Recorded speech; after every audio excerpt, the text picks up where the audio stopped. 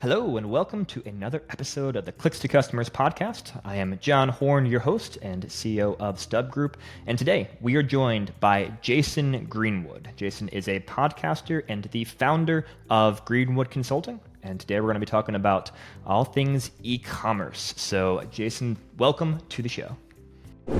Thank you so much. Really appreciate it. Really enjoyed the conversation we had together on my podcast. I think it was about 6 months ago now. How time flies when you're having fun. But we had a great conversation about what you guys do over at StubGroup, and I know my audience loved our episode. So hopefully your audience loves our episode equally well.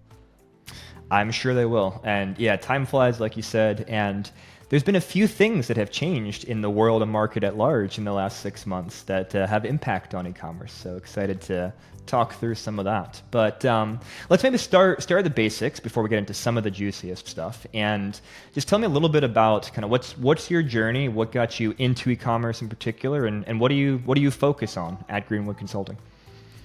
Yeah, so I've been actually working in the e-commerce industry for 25 years now. This is my 25th year in the game, and I love it. Can't imagine doing anything else. Still love it just as much as the first day I got into this industry.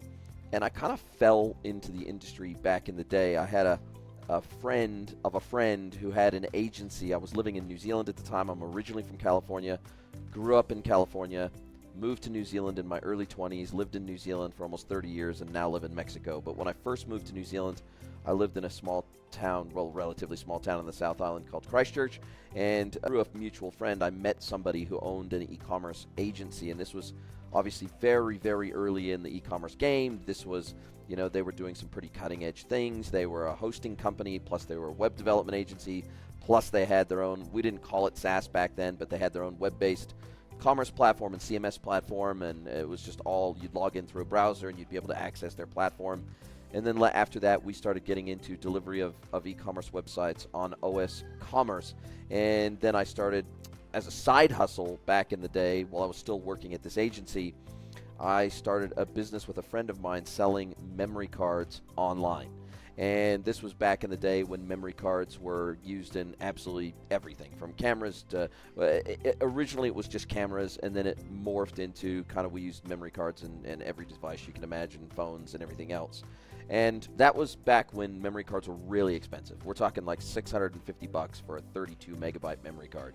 So very expensive. We were importing the products from all around the world, from Asia primarily, Taiwan, from all the major manufacturers. We were warehousing them locally in Christchurch and then shipping them all over New Zealand. And we grew that business super fast in the beginning. We ended up exiting out of that business after about 7 years. We ended up selling that business. I went back into agency land for a while, worked with a few different brands as well. And then ultimately, just under 5 years ago now, I decided to go independent again and decided to do my own thing and decided to start my own independent consultancy. And I made a little bit of a slight change in the way that I went to market with my independent consultancy, in that instead of just being a generic e-commerce consultant, I doubled and tripled and quadrupled down on the B2B e-commerce space. And there was a few reasons why I decided to do that. There was a few reasons why I decided to specialize in B2B. One is there's just not that many people out there that specialize in it, so it's very much a blue ocean space. Two is the B2B e-commerce world, that being e-commerce for manufacturers, distributors, and wholesalers. That industry is still very nascent, meaning there's a tremendous number of manufacturers and distributors that don't do e-commerce in any meaningful way today. And it's still, depending on the category and vertical and country and region and market that you're working in, anywhere from 40 to 60% of these manufacturers and distributors don't do e-commerce. Whereas in the retail world, B2C and D2C retail world, like 98% of retailers will do e-commerce already. And so I could have gone into a very red ocean space, but I felt like this is a massive burgeoning opportunity. We had come out of COVID. A lot of B2Bs started to realize, geez, we got to get our act together digitally because we can't go and send our field sales team to go and meet customers on site anymore. We got to figure this digital thing out. And so it was a combination of wanting to go into a blue ocean space plus skating to where I felt the puck was going, where the most opportunity was at. And to be fair, it was a little challenge in the first couple of years. I think I was just slightly ahead of the market at that time. but I'd rather be ahead of the market than behind it, frankly. And so, but now it's definitely the B2B e-commerce world has picked up a tremendous amount of steam over the last couple of years, and I'm just so glad that was the decision and the direction I decided to go, because it's been a tremendous amount of fun. The opportunities are massive. About 2.5 years ago, I added services, because when I first started my consultancy, I was working purely with manufacturers and distributors. And then about 2 years into this thing, I started getting requests from SIs and agencies that wanted my help to help them get into the B2B e-commerce world.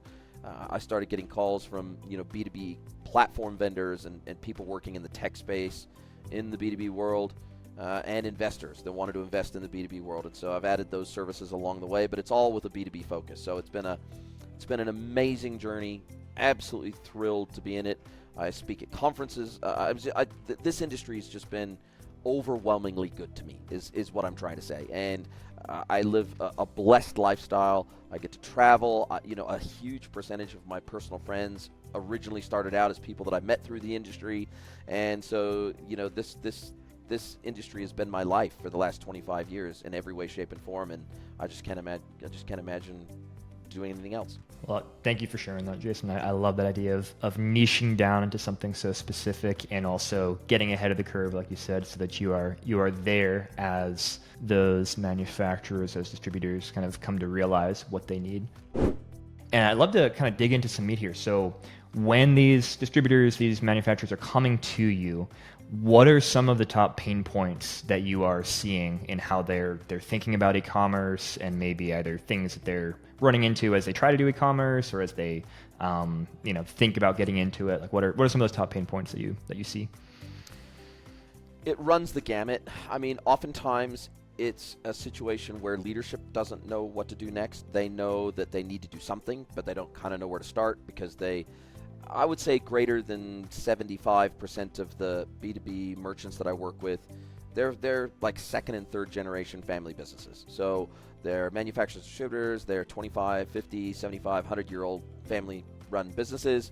Now we've got the kids or the grandkids of the founders taking over the company. They might be digital natives themselves in their personal life, but the business obviously wasn't a digital native business, and they're trying to figure out how to graft on digital DNA to a very analog, old school business. And that can take many forms. There can be resistance from the leadership. There can be resistance from the sales teams that work inside those businesses, because they feel like maybe their jobs are being threatened by the digital opportunity there. There can be resistance from IT saying, look, we're not equipped to be able to handle this kind of new channel mix, this digital channel mix. There can be a lack of technical nous inside the business, that there's no capability inside the business. They don't have a e-com manager, they don't have a head of digital, they don't have a CDO, they don't have that inside the business. And the final thing that I often run into is that most B2Bs don't have a marketing practice inside the business. So they have a sales practice and the sales function inside the business, but they don't necessarily have a marketing function inside the business. And what we see in the B2C and D2C world, most digital projects are led by marketing, right? It's a sales and a marketing channel in the retail world, and as a result of that, most of the from a branding perspective, from an experiential perspective, from a channel mix perspective, that's kind of all led by the marketing function of the business. And in the B2B world, if you don't have marketers, then it leaves you to wonder, well, who's going to lead those projects, right? Mm-hmm. And who's going to be the agent of change inside the business, right? Yeah. And so what I'm finding, most of the catalyst for these big digital transformation projects inside these businesses is customers putting the acid on the supplier to offer them digital channels, whether that be a self-service e-commerce portal, whether that be EDI, whether that be Punchout, whether that be marketplace. Doesn't really matter. The pressure is often coming from the buy side of the equation, because in the B2B world, margins are razor thin. And so on the procurement side of the equation, those guys are trying to cut their procurement costs every way that they possibly can, and they're trying to automate procurement in every way they possibly can. And so if the seller has to meet the customer where they are. And so oftentimes that takes the form of, the customer forcing them And the conversation will often be, hey, can you offer us Punchout, or so that you can connect to our e-procurement system, or can you offer us EDI so you can connect to our ERP system, or something like that. And that kind of opens the discussion. And that's often a can of worms, because without a digital catalog and without other digital services, it makes it difficult for you to even integrate with those systems. And if you don't have the chops, if you don't have a internal integration platform, if you don't have some form of an iPass, it's a cascading series of conversations that we oftentimes have, but it's driven by two things. It's driven by the customer, or it's driven by competitive pressure in the market, where there's maybe a digital pure play that's come into the market and they don't have that legacy tech debt to think about. They started out as maybe an e-commerce pure play or a digital pure play of some variety, and now all of a sudden they're feeling that competitive pressure in the market, and that those digital pure plays are oftentimes able to offer better pricing, better service level, etc. And so therefore, I prefer to try to help my clients disrupt from within instead of being disrupted from without. And that's kind of where we start the conversation.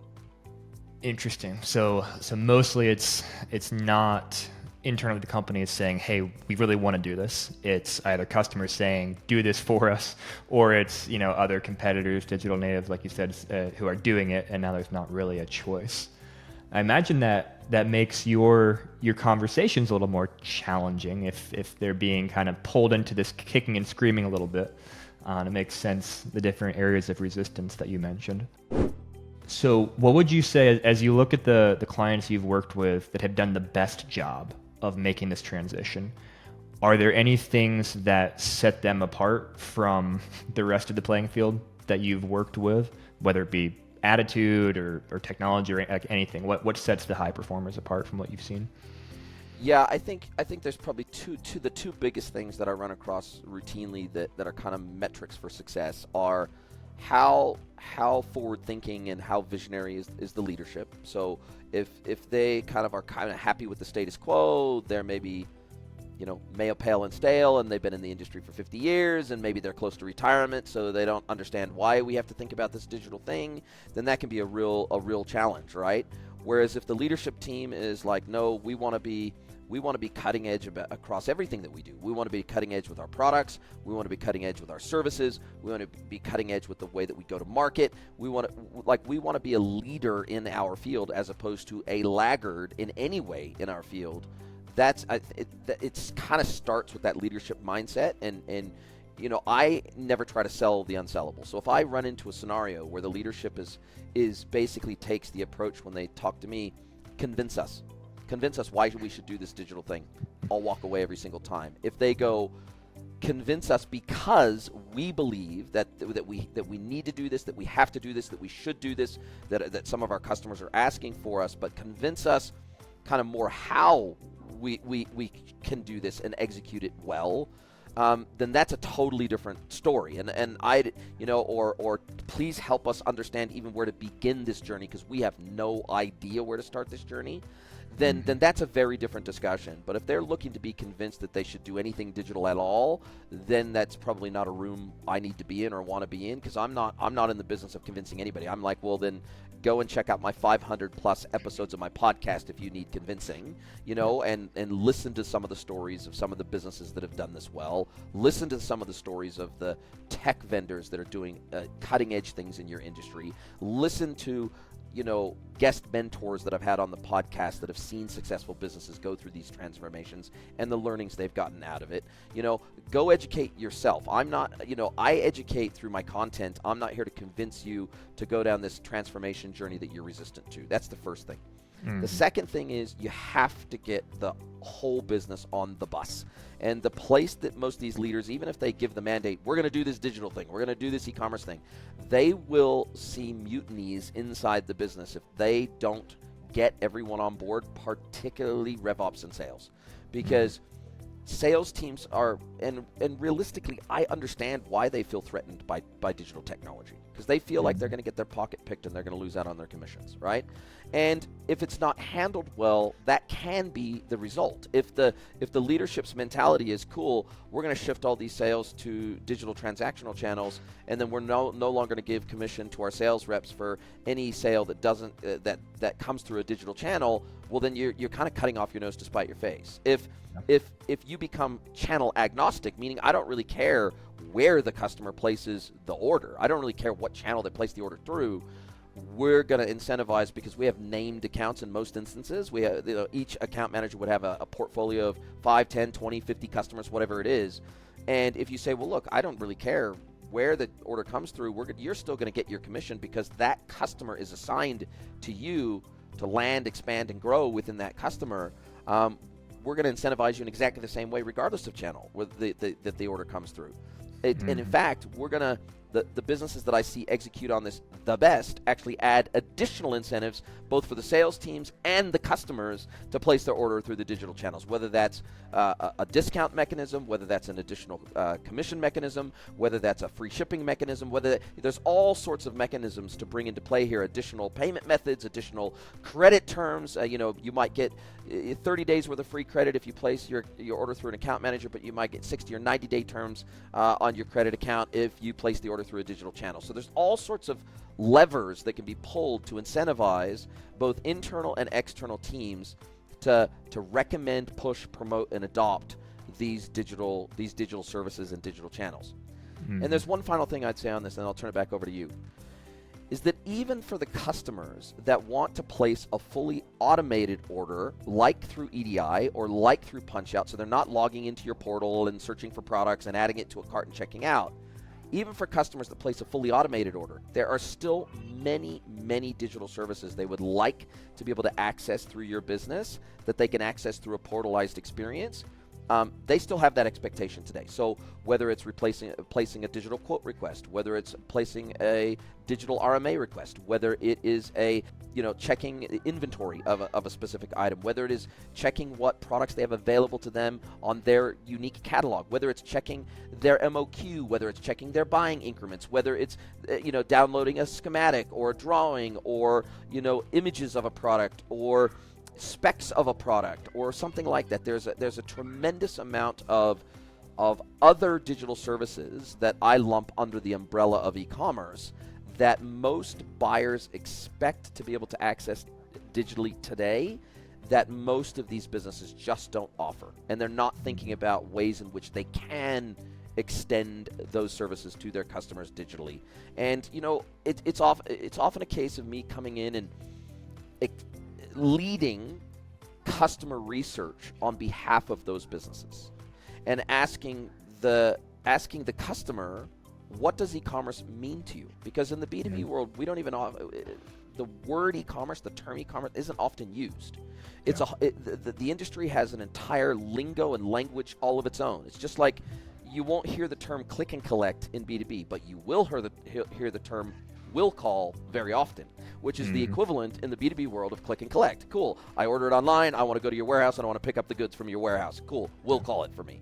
And so you have to really understand the nuance of B2B and the jargon that is used in the industry for you to have credibility and respect in the industry. And that has to be earned over time. And that's sort of some of the conversations I'm trying to help lead.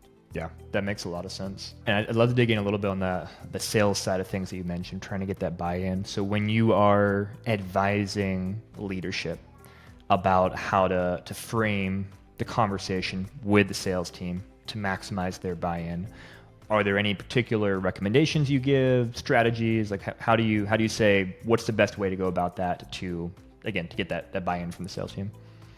Yeah, oftentimes they actually ask me to have the conversation with the sales team instead of them. That's the first thing. So they'll oftentimes, they'll be at the table, and I'm empowered by the leadership team to have these conversations with the sales team on behalf of the leadership team. But they're usually in the room. But they oftentimes just don't know how to have that conversation, and more importantly, they don't know how to answer the questions the sales team is likely to have. And that's where they ask someone like me to come in. And one of the things that I start with is the fact that I'll ask them, the salespeople, I'll say, on average, how much of your day today, roughly, is spent doing things that are of zero value add for you or the customer, meaning pure admin. And in the businesses that I work with that track sales rep or BDRs or BDMs or AEs or whatever they're called inside the business, they've all got different names, but they're all sales people in some fashion. For those businesses that track their sales team's time based by activity, what I have seen is anywhere from 20 to 60% of a sales rep's time is spent doing zero value add admin functions. Whether that's driving to a client's location, whether that's manually taking an order on site, then bringing it back to the office and keying it into an ERP, whether that is fielding email questions from a customer, then having to search a network drive or their desktop for the information or a spreadsheet or whatever it is, zip filing it up and emailing it off to the customer, whether that's managing an RMA or a quote request or whatever it is, that there are a bunch of manual tasks that sales reps are expected to do that don't make them any more money.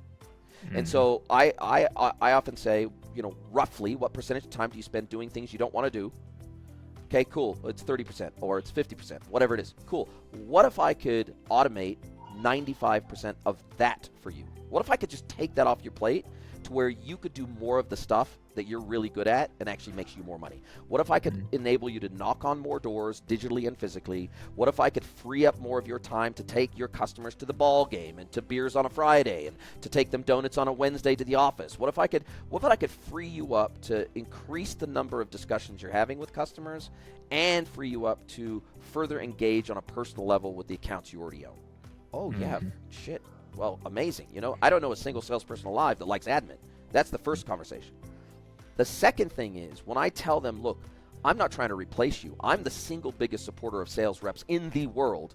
But what I am in favor of is giving sales reps superpowers. So what if I could give you access to data about your customers' purchases, about what they're searching, what they're adding to their cart but not buying? What if I could give you this rich source of data and information about your customers' behavior that you have zero insight into today? Would that make you a better salesperson? Would that allow you to sell more? Would that allow you to have more meaningful conversations with your customers than what you're having today? Especially if we knew what the products that they were searching for but not finding in your catalog, for example. Would that be of value to you? Oh shit, yeah. Any additional business intelligence we can get on our customers, great. Now, what if I could also help you unlock customers that you can't access any other way than digitally? Because there's a certain cohort of customers out there in the market that will only do business with you if you can integrate with them via EDI. There's a certain percentage of customers out there that will only do business with you if you can integrate with them via Punchout. What if you could go out now? What if I could empower you through digital technology to go and court? And most of those customers are whales. They're the biggest end of town in terms of the types of customers that you'd like to go and get and hunt. You can't hunt those today because they won't talk to you, because you are not able to meet them where they are as the buyer, so therefore they won't entertain you. They won't even have you in their office.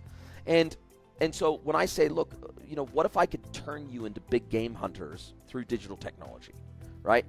That starts to open up their eyes, and it starts to give them, they start frothing at the mouth, because all of a sudden now I'm doing two things. I'm taking away pain of things they don't want to do, and I'm empowering them in new ways to do things they already want to do, but they don't have the tools to achieve.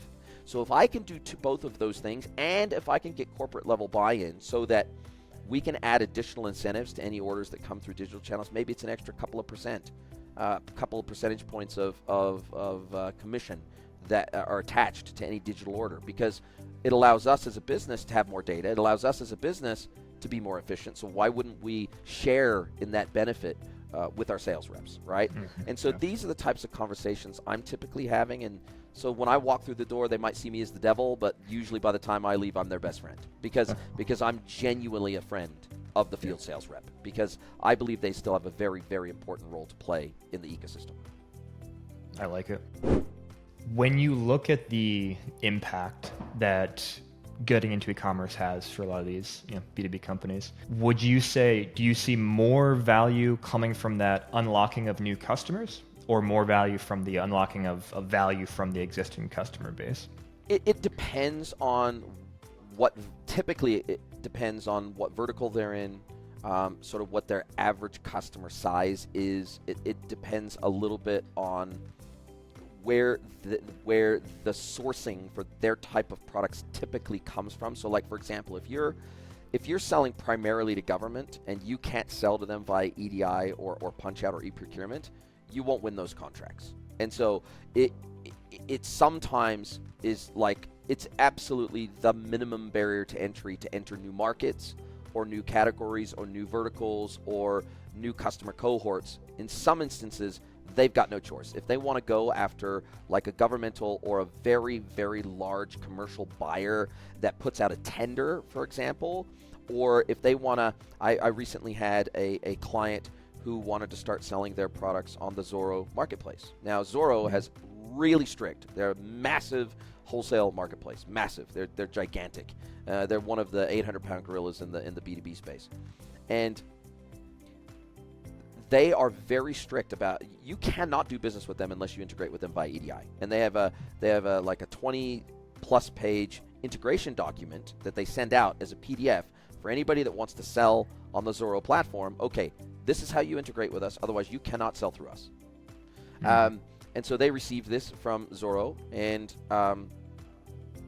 Zoro said, okay, cool, you want to do business with us? Here you go. And they sent the PDF to me, and they're like, we have no idea what this means. We don't really understand. This is technical speak to us. We know we need to do it.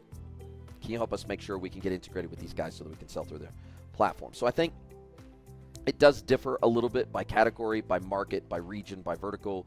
But for the most part, I would say that it allows us to land and expand in existing accounts in new ways, because we can do merchandising digitally in ways that's very difficult to do physically, right? So we can show good, better, best very easily in digital catalogs. We can do application level recommendations. Okay, I've got this device, I've got this tractor, I've got this whatever it is, and I need this thing for it. Cool. Well, I can now recommend the appropriate product for that scenario, as opposed to you already needing to know what you're needing to buy, come to our website and trying to find it, right? So there's all sorts of ways that we see revenue enhancement come through digital channels of existing accounts. And if we make it 10x easier for a customer to request a quote digitally and to have it responded to faster, it means like time to revenue shrinks. So we not only have an opportunity to sell more, but we have an opportunity to sell more faster, and an opportunity to lose out on sales less often. Because instead of me having to receive an email, me having to send it to my procurement team, them having to do the research, come back, blah, blah, blah, blah, they can do all that electronically, and it speeds up the process for us internally because it takes out 3 steps of the process.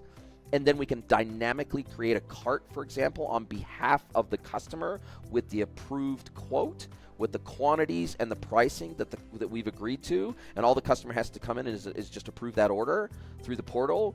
Then all of a sudden, the time to value there for the customer and the time to revenue for us as the supplier, it just shrinks that whole, there's a saying, money loves speed, right? Yeah. And that applies to commerce in a way that it's just so true, and I've witnessed it 100 times. So that's the side of the existing customers where we see revenue expansion opportunities in a big way.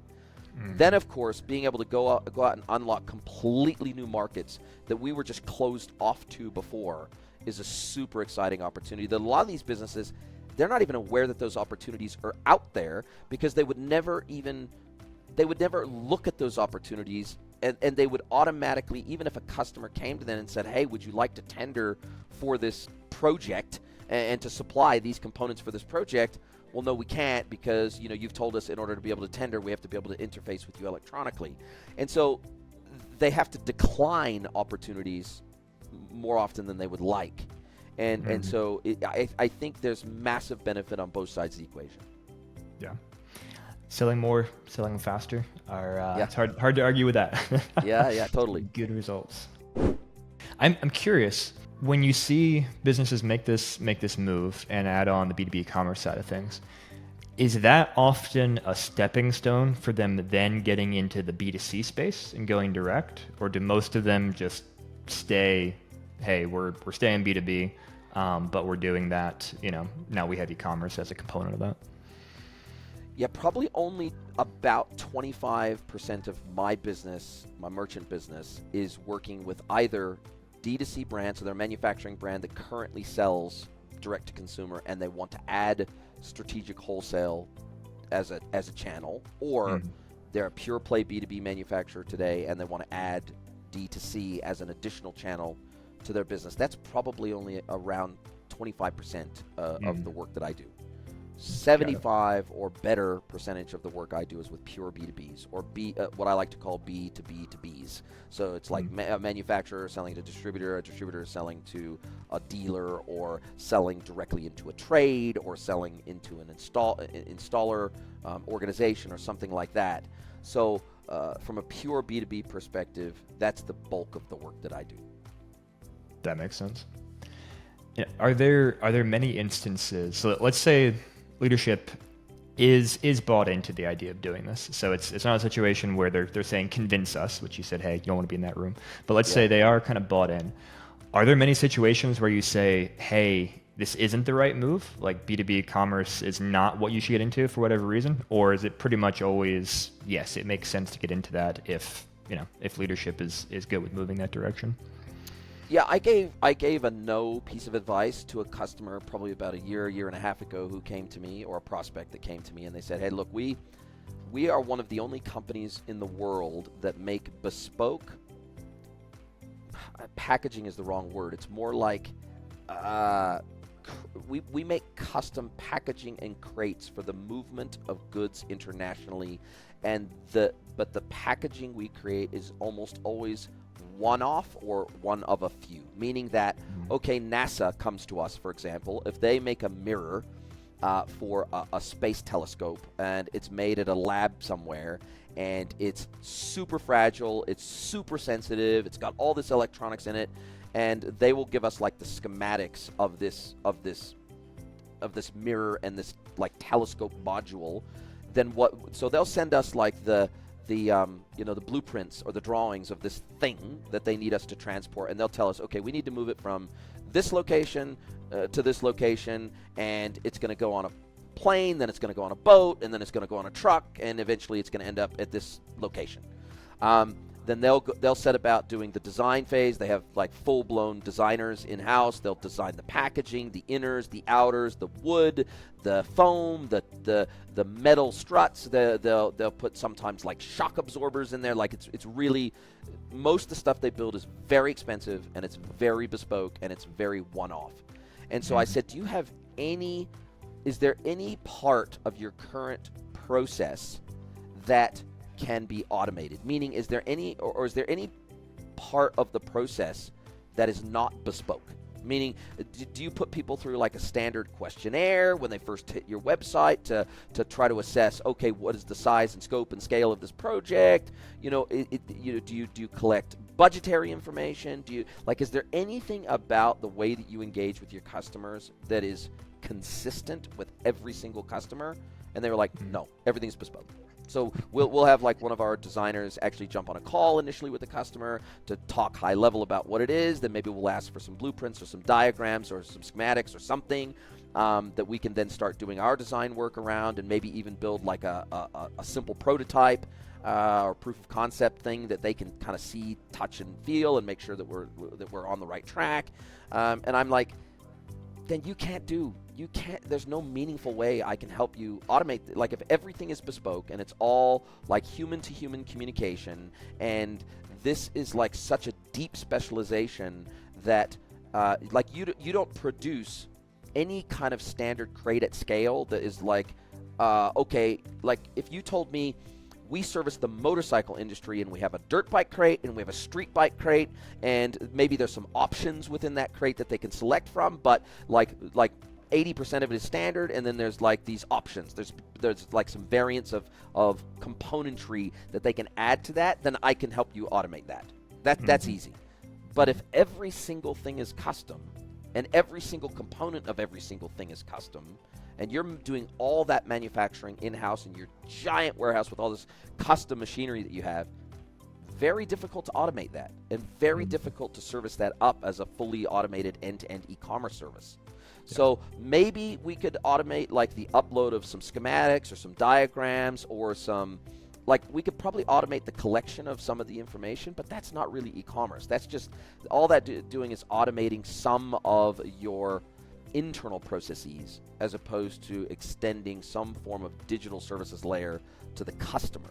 And and so that's just an example of where I would have loved to have been able to tell them, yeah, heck, let's externalize this, let's automate it, let's get everything into your manufacturing workflow in an automated way, let's let the customer pay online, we can generate a quote for them online in an automated way. Like, I would have loved to have been able to say yes to that, but I couldn't. And it would have been unfair of me for me to say, yeah, I think we can do this, let's get into a consulting engagement and let's figure this thing out, when I know where this leads. Because if there's nothing that is repeatable, then there is nothing that is scalable. And that is the thing I was trying to communicate to them. Yeah. I love that example because I love how many ways there are to make money. Like that business model that is so specific, so niche, and yet it's a business. It's a need. They're solving a need, and I'm sure they're making good money doing it. And they are very, very, very successful they're a huge company because there's so few companies in the world that do what they do. Yeah, I love it. I say all the time. Every day I hear about a new business model, a new way to make money. Yeah, totally. It's wild, isn't it? Yeah, absolutely. Well, Jason, as we kind of come to the end of things here, wrapping up, this is really interesting. Not a world that I spend a ton of time in. We do work with some B2B businesses who have e-commerce aspects, working on kind of the marketing, advertising side of things, but it's definitely much more few and far between as compared to the D2C side of things. So really interesting to kind of take a peek behind the scenes at how you think through the other side of the equation. Yeah, as we kind of wrap up here, my final question to you would be, in terms of who you want to work with, kind of the ideal person to reach out to you, what's the criteria? What types of businesses do you want to work with? Are you best equipped to work with? And then where can people find you if one of those businesses is listening right now? Yeah, so I work from a merchant perspective, from a supplier perspective. It's manufacturers and distributors that are doing minimum of about $20 million a year, all the way up to about $1 billion a year in revs. I don't work with public companies and I don't work with large corporates, so they're typically second, third, fourth generation family-owned businesses.